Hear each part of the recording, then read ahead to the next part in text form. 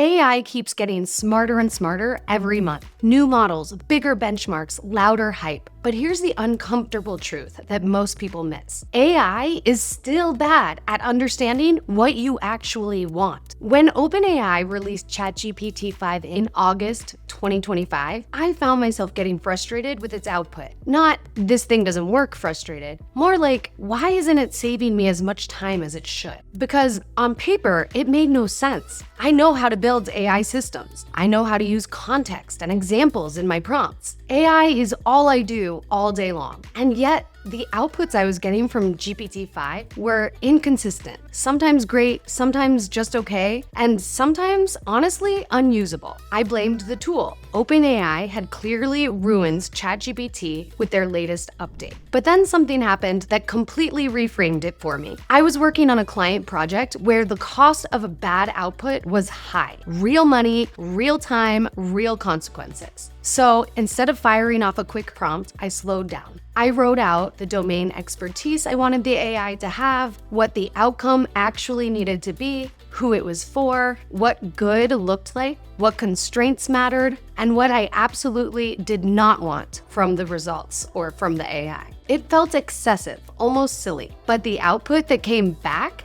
it was night and day better. Same AI, same day. The only thing that changed was how clearly I planned and structured my prompts. That's when it hit me. AI wasn't failing me. ChatGPT's newest model was in fact more steerable, meaning it follows precise, well-structured instructions significantly better. But because of that very precision, prompt design matters more than ever. Let me say that again. How you prompt AI matters more than ever. Vague or casual prompts that might have worked okay on earlier models can lead GPT-5 and 5.2 to perform below its capabilities. It doesn't fill in the gaps as loosely as it did before. Instead, it responds literally and with high fidelity to the structure it's given. And great prompting becomes even more critical as we move into agentic AI or building AI agents to actually take actions on our behalves.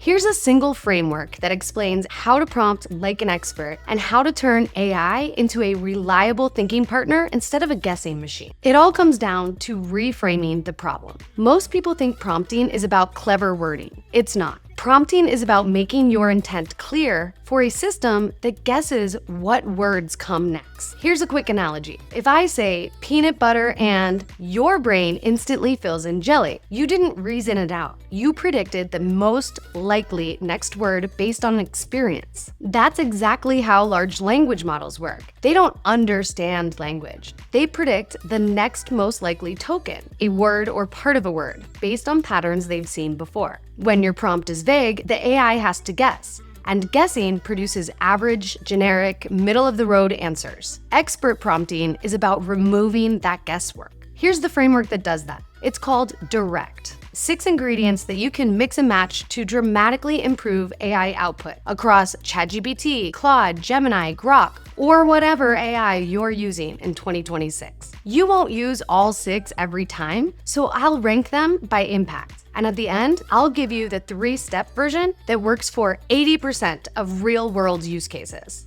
D. D stands for define the role, or who is the AI right now? This one is optional but powerful. Assigning a role tells the model how to think, not just what to say. This step sets the perspective of the model. For example, if you tell the AI to give advice on how to eat healthier, you get generic tips on eating well. But if you give the AI a role, you are a board-certified nutritional coach and doctor, give advice on how to eat better, now you get evidence-based clinical guidance. But wait, it gets better. What happens if we change the role to a nutrition-starved triathlete writing to other athletes? Now the tone is emotional, practical, and relatable. Same task, 3 completely different answers. Establishing a role works especially well for writing strategy, perspective shifts, and audience-specific messaging. Think of it as a shortcut for depth and tone. Next up is I for instruction. What exactly do you want? This is the most important part of any prompt, and this is where most people fail.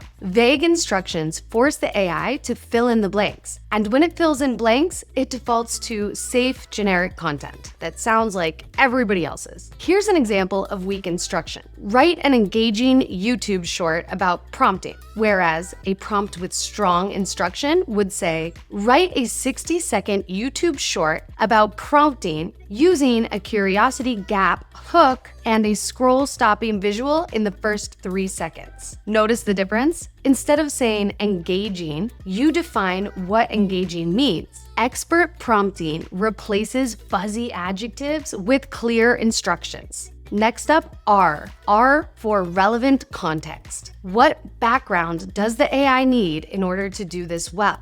When you give the AI context, it gives you output that is useful instead of output that is random. Here's a prompt without context. Write a blog post about AI video tools. The result? Lame AI tool soup. No point of view. Now, try the same prompt, but add context. Write a 500-word blog post about AI video tools for small business owners who want to turn podcast episodes into YouTube short. Explain value in simple, practical terms. See the difference? Now the AI knows who it's for, what matters, and what to ignore. Context includes things like, who is this for? Where will this live? Why does this matter? And what's the situation? E for examples. Show, don't tell. Examples are one of the highest leverage tools available in prompting. They eliminate the guesswork around tone, structure, formatting, and logic. When you give the AI examples of what good looks like, it's called few-shot prompting. If you want a newsletter written in your voice, give it one you already wrote. If you want winning hooks, give it 5 hooks that you like. Even one strong example gives the model an anchor. This works best for writing, formatting, tone, logic, even image and video prompts. Examples give the AI a pattern to copy instead of a target to guess. C for constraints. What rules must the output follow? Constraints are boundaries. They prevent the AI from falling into bad habits like being too verbose, too vague, too corporate, too safe. Examples of constraints that work well include keep it under 100 words, avoid buzzwords, no hashtags, and use a conversational tone. Remember, context gives background, constraints give limits. Together, they dramatically reduce the amount of time you spend iterating or going back and forth with the AI model.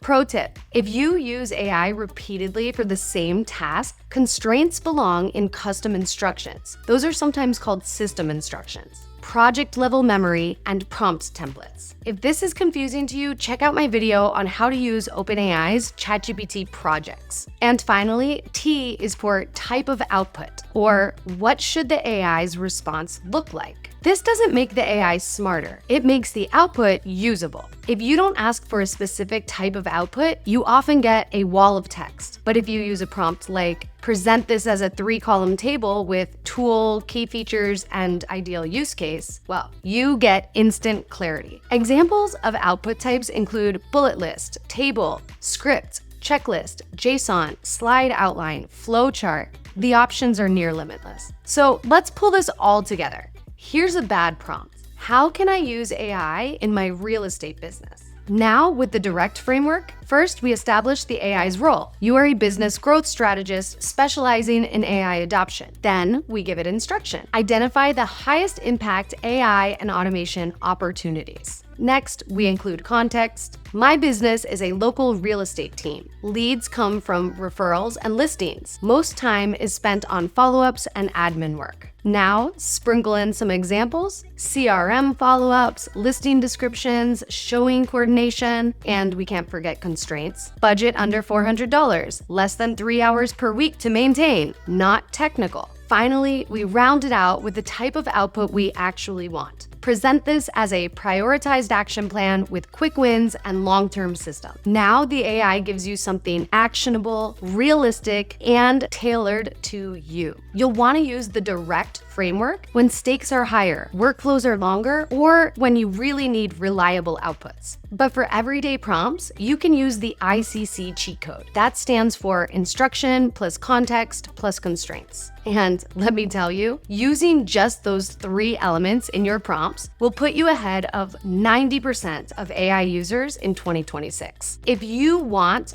better results from AI, you need to adopt an iteration mindset. AI experts don't stop with the first result they get. They interrogate it. Ask the model, what assumptions did you make? What might be missing? Tell it to critique its own output, or give you 3 alternative versions. Then, when you get the result you want, ask the AI to write the system prompt that would have gotten you that result in the first place. That's how prompts become reusable systems instead of one-off tricks. So to recap, AI gives you great answers only when you ask great questions. And in 2026, prompting isn't a nice-to-have skill. It's the difference between AI being magical or useless. If you found this helpful, please subscribe.